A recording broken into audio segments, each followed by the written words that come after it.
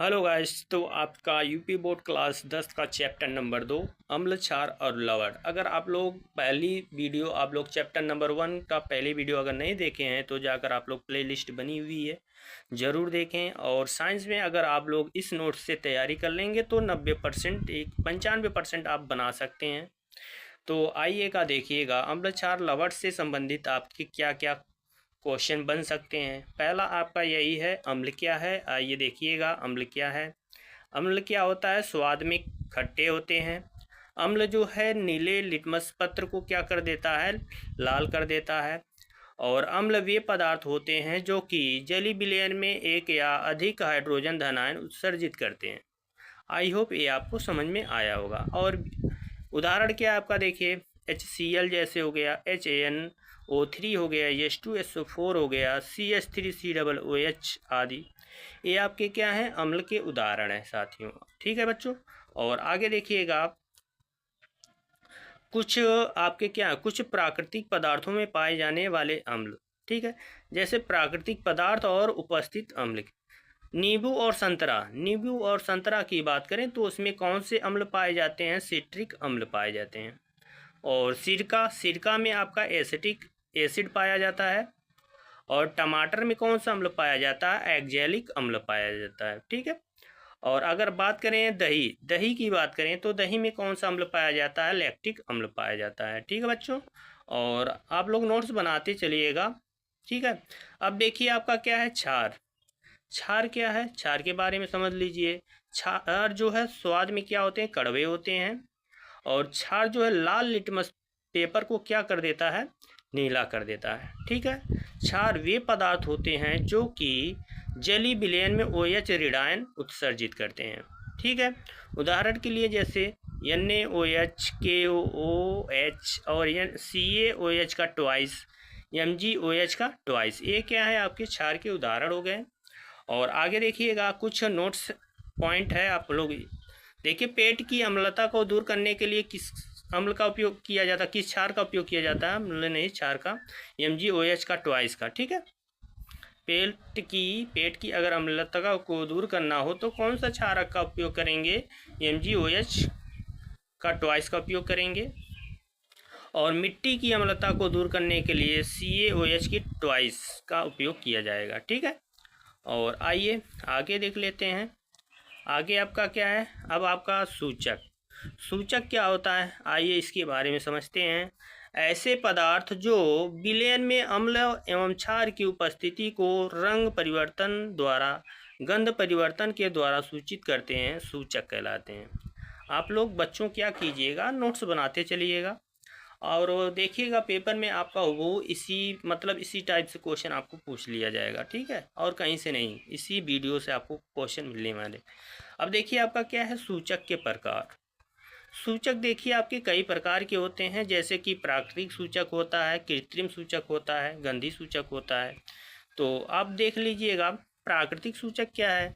प्राकृतिक सूचक वे सूचक जो प्राकृतिक स्रोत से प्राप्त किए जाते हैं उससे प्राकृतिक सूचक कहते हैं। जैसे लिटमस हो गया, हल्दी हो गया, पत्ता गोभी हो गया और आपका जेरानियम हो गया। ठीक है, ये आपके क्या है, प्राकृतिक सूचक के उदाहरण हैं। ठीक है।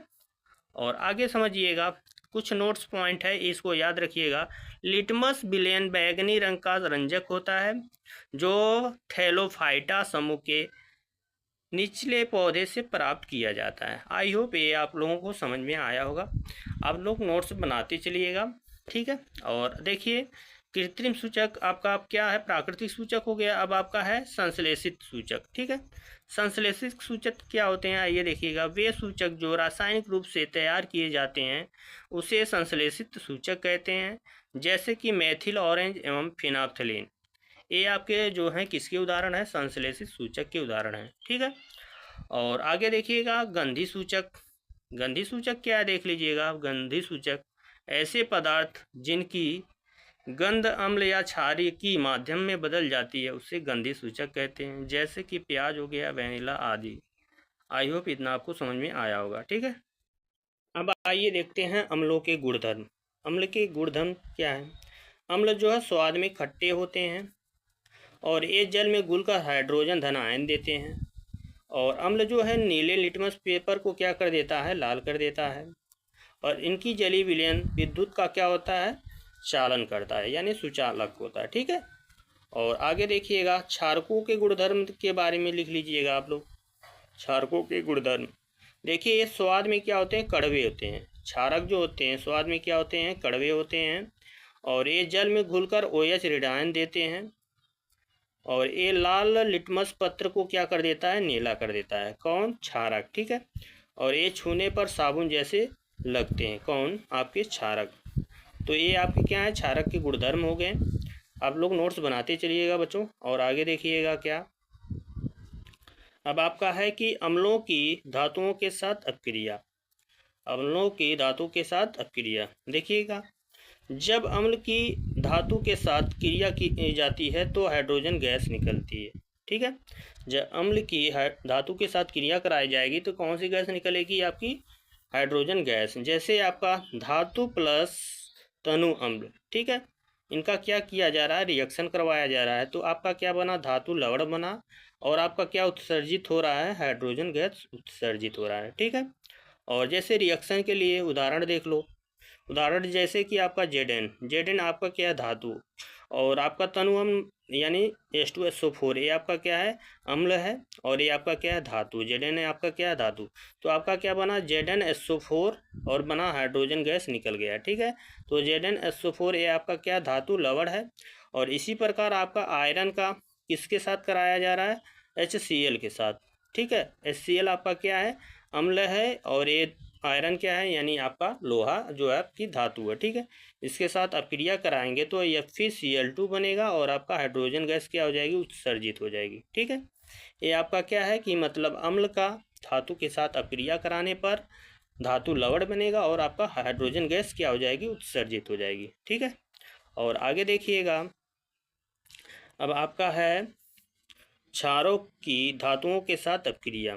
क्षारों की धातुओं के साथ अपक्रिया, जब क्षारों की धातुओं के साथ क्रिया की जाती है तो हाइड्रोजन गैस उत्सर्जित होती है। वही है, जैसे अम्ल के साथ धातु की अपक्रिया कराते हैं तो हाइड्रोजन गैस निकलती है। इसी प्रकार आपकी क्षार की अपक्रिया जब हम धातु के साथ कराएंगे तब भी आपकी कौन सी गैस निकलेगी, हाइड्रोजन गैस। जैसे क्षार प्लस धातु। ठीक है। क्षार प्लस धातु जब क्रिया कराएंगे तो धातु ऑक्साइड बनेगा और आपका क्या निकलेगा, हाइड्रोजन गैस उत्सर्जित होगा। ठीक है। जैसे उदाहरण के लिए, उदाहरण आपका Zn प्लस 2NaOH। Zn क्या आपका धातु और NaOH क्या आपका क्षार। इससे आप क्रिया कराएंगे तो सोडियम जिंकेट बनेगा, यानी Na2ZnO2। ठीक है। तो और आपका क्या निकलेगा, हाइड्रोजन गैस। H2 गैस क्या हो जाएगी, निकल जाएगी। इसी प्रकार आपका क्या 2Al यानी एल्युमिनियम के आपकी धातु है। फिर इसके साथ किसकी अपक्रिया कराई जा रही है, 2NaOH की, सोडियम हाइड्रोक्साइड की अपक्रिया करा रहे हैं। तो आपका क्या बना 2NaAlO2 प्लस 3H2O। ठीक है। तो ये आपका हाइड्रोजन गैस क्या हो जा रही है, उत्सर्जित हो रही है। ठीक है। आई होप इतना आपको समझ में आया होगा। और आगे देखते हैं, आगे देख लीजिएगा। अब आपका क्या है कि धातु कार्बोनेट की अम्ल के साथ अपक्रिया। धातु कार्बोनेट की किसके साथ, अम्ल के साथ अपक्रिया। तो आप लोग नोट्स यानी हेडिंग डालिएगा क्या, धातु कार्बोनेट की अम्ल के साथ अपक्रिया। देखिए, सभी धातु कार्बोनेट अम्ल के साथ अपक्रिया करके संगत लवण कार्बन डाइऑक्साइड एवं जल बनाते हैं। ठीक है। जैसे कि धातु कार्बोनेट प्लस अम्ल क्या बनेगा, आपका लवण बनेगा, कार्बन डाइऑक्साइड CO2 बनेगा और आपका क्या बनेगा, जल H2O। ठीक है। उदाहरण के लिए जैसे देख लीजिएगा, CaCO3 प्लस 2HCl। ये आपका क्या है, आपका HCl आपका अम्ल है और CaCO3 क्या धातु कार्बोनेट है। ठीक है। इसकी अब क्रिया कराएंगे तो आपका क्या बन रहा है, CaCl2 बन रहा है plus CO2 plus H2O gas, H2O यानी जल बन रहा है। ठीक है।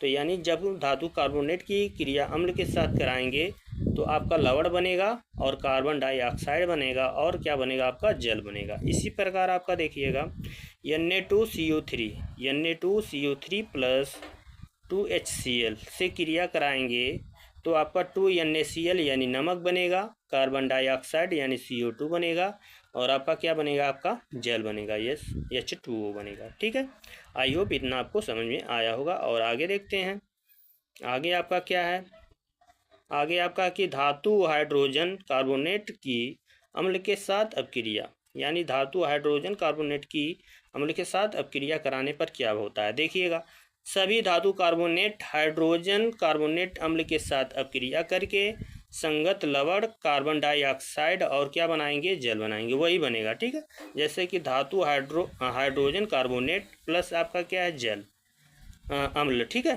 धातु हाइड्रोजन कार्बोनेट प्लस अम्ल से क्रिया कराएंगे तो आपका लवण बनेगा CO2 यानी कार्बन डाइऑक्साइड, और आपका क्या बनेगा, H2O बनेगा। ठीक है, जैसे कि आपका उदाहरण आपका है, उदाहरण देख लीजिएगा, 2NaHCO3 sodium hydrogen carbonate plus आपका क्या है, H2SO4 अम्ल है। ठीक है, इसकी अपक्रिया जब कराएंगे तो Na2SO4 बनेगा, सोडियम सल्फेट बनेगा, और कार्बन डाइऑक्साइड CO2 बनेगा, और आपका क्या बनेगा, H2O यानी आपका जल बनेगा। ठीक है, इसी प्रकार आपका क्या NaHCO3 की क्रिया जब HCl के साथ कराएंगे, अम्ल के साथ कराएंगे तो NaCl यानी लवण बनेगा, CO2 और आपका जल बनेगा। आई होप इतना आपको समझ में आया होगा। आप लोग नोट्स बनाते चलिएगा और आगे देख लीजिएगा। आगे क्या आपका, आगे देखिएगा, अब आपका क्या है, उदासीनीकरण अपक्रिया। अब आपका क्या है साथियों, उदासीनीकरण अपक्रिया। ठीक है बच्चों, उदासीनीकरण अपक्रिया क्या है, देखिएगा, अम्ल एवं क्षारक परस्पर अपक्रिया करके लवण तथा जल बनाते हैं। इस प्रकार की अपक्रिया को क्या कहा जाएगा, उदासीनीकरण अपक्रिया कहते हैं। ठीक है, जब अम्ल और क्षारक की अपक्रिया कराएंगे तो लवण और जल बनेगा, और इस प्रकार की अपक्रिया को क्या कहा जाएगा, उदासीनीकरण अपक्रिया कहेंगे। जैसे क्षारक प्लस अम्ल, क्षारक प्लस और अम्ल। ठीक है, तो क्या बनेगा, आपका लवण और आपका क्या बनेगा, जल बनेगा। आई होप इतना याद रखिएगा, जब अम्ल और क्षार की अपक्रिया कराएंगे लवण बनेगा और आपका क्या बनेगा, जल बनेगा। जैसे कि आपका उदाहरण है NaOH, ये आपका क्या है, क्षारक प्लस HCl, ये आपका क्या है, अम्ल। ठीक है, तो आपका क्या बनेगा, NaCl नमक और H2SO4 यानी आपका क्या बन जाएगा, जल बन जाएगा। ठीक है, आई होप इतना आपको समझ में आया होगा। आप लोग नोट्स बनाते चलिएगा बच्चों। ठीक है, और इससे बाहर आपका कुछ आने वाला नहीं है पेपर में। ठीक है, और आगे देखिएगा,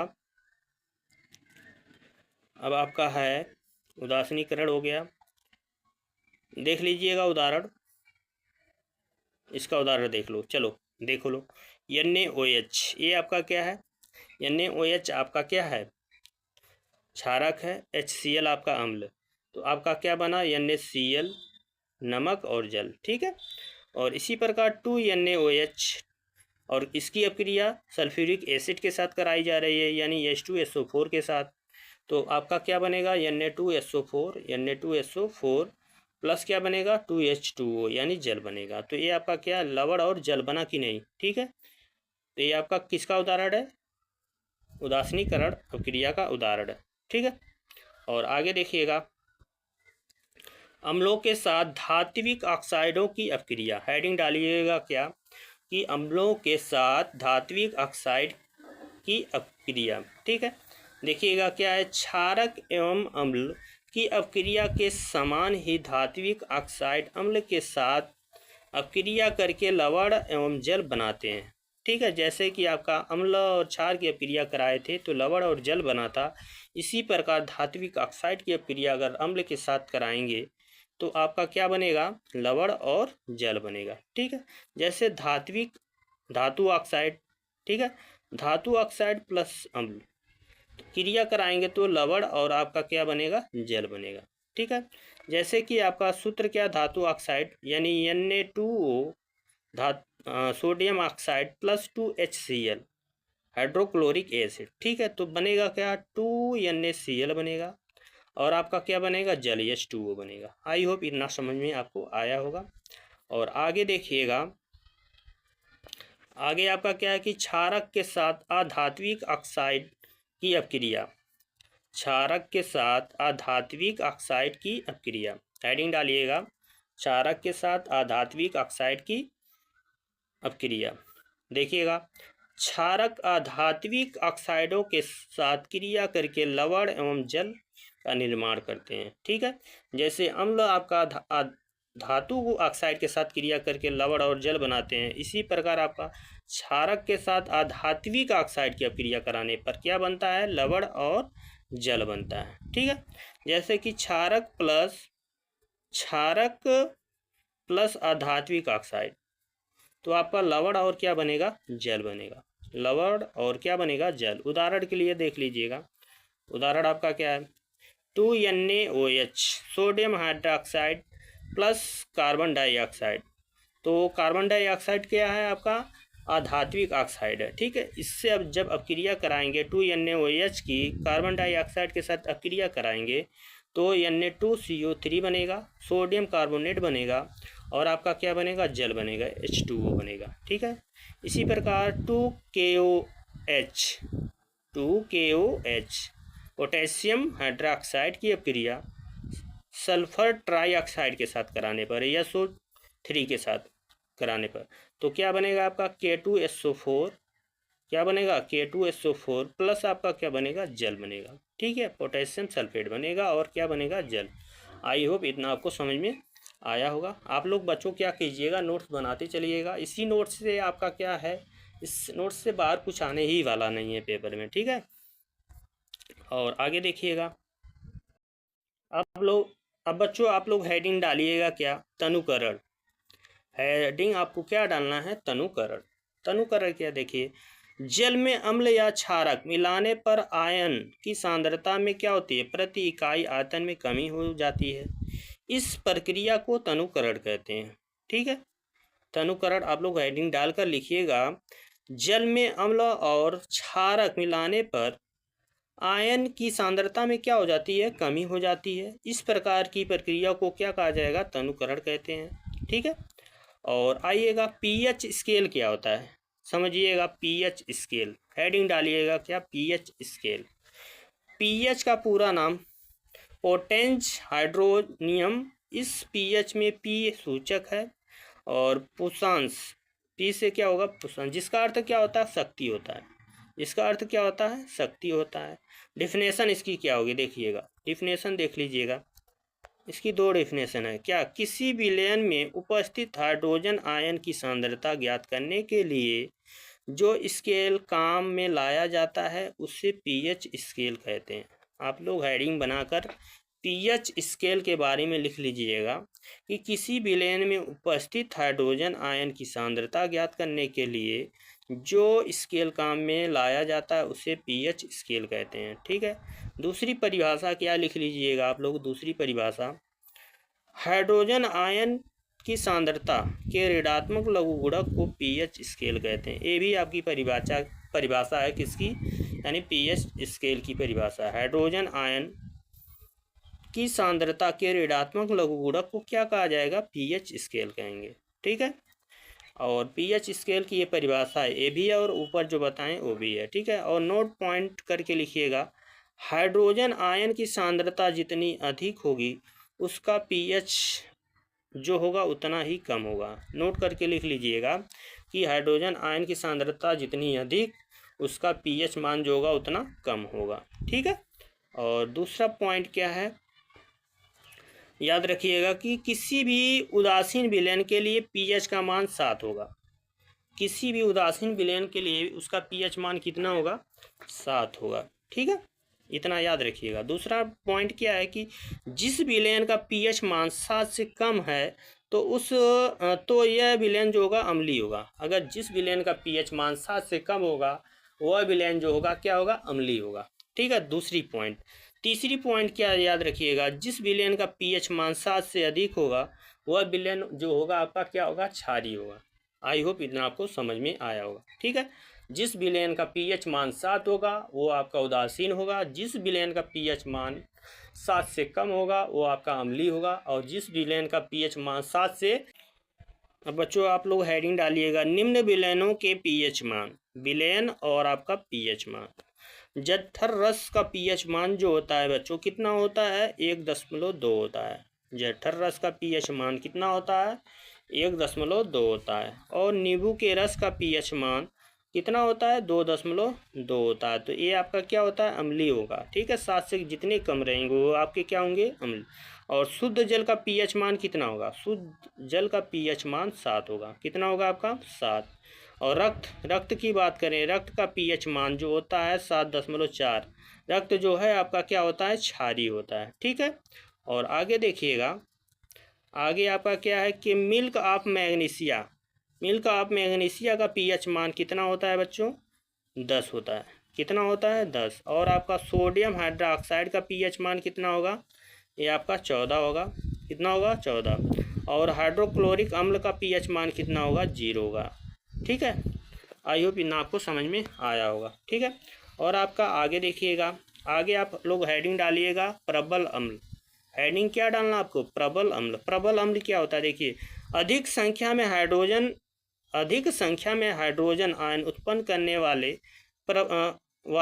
अम्ल क्या कहलाएंगे, आपके प्रबल अम्ल कहलाएंगे। ठीक है, जो अम्ल जो है कि हाइड्रोजन आयन क्या करेंगे अधिक मात्रा में उत्सर्जित करेंगे, वो आपका क्या कहलाएंगे प्रबल अम्ल कहलाएंगे। जैसे कि HCl हो गया, H2SO4 हो गया। ठीक है, और दुर्बल अम्ल क्या होते हैं देखिएगा, कम संख्या में हाइड्रोजन धन आयन उत्पन्न करने वाले अम्ल दुर्बल अम्ल कहलाते हैं। ठीक है, जैसे कि उदाहरण के लिए CH3COOH। ठीक है, नोट करके आप लोग लिख लीजिएगा। अब आपका क्या है हेडिंग डालिएगा प्रबल क्षार। हेडिंग क्या डालना आपको, प्रबल क्षार। प्रबल क्षार क्या है, वे क्षारक जिनका जलीय विलयन पूर्णतः आयनन हो जाता है उसे क्या कहेंगे, प्रबल क्षार कहेंगे। ठीक है, प्रबल क्षार किसे कहेंगे, वे क्षार जिनका जलीय विलयन पूर्णतः क्या हो जाता है आयनन हो जाता है उसे क्या कहेंगे, प्रबल क्षार कहेंगे। जैसे कि NaOH KOH। ठीक है, आप लोग नोट्स बनाते चलिएगा। अब आपका क्या है दुर्बल क्षार। अब आपका हेडिंग क्या डालना है, दुर्बल क्षार। ठीक है, वे क्षारक जो जलीय विलयन में पूर्णतः आयनित नहीं होते हैं उसे दुर्बल क्षार कहते हैं। जैसे कि NH4OH MgOH का ट्वाइस।